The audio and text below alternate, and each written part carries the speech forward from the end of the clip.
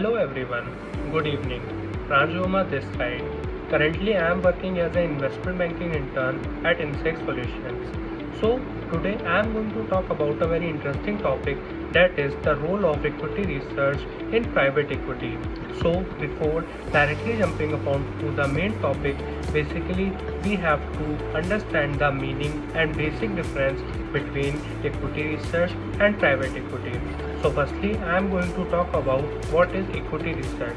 So equity research involves around researching, reporting, making projections and predictions surrounding companies' stock. So basically the main purpose of equity research is to provide a detailed analysis of a company's stock to the client and giving recommendation about to buy, sell or hold a particular investment. Now talking about private equity. So private equity are the investment funds belongs to the private enterprises or private investors into the companies and restructure them.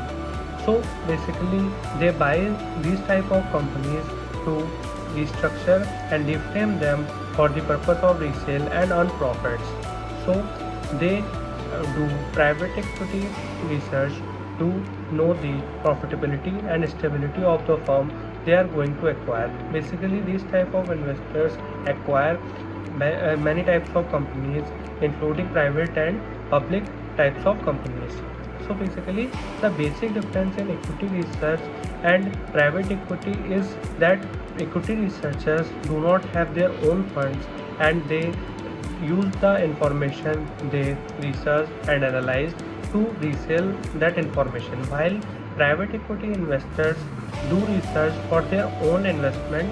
This is the basic difference. So the goal of equity research in private equity is very important, because to analyzing any company's stock or company's investments, it is very important to have this equity research knowledge and equity research analysis.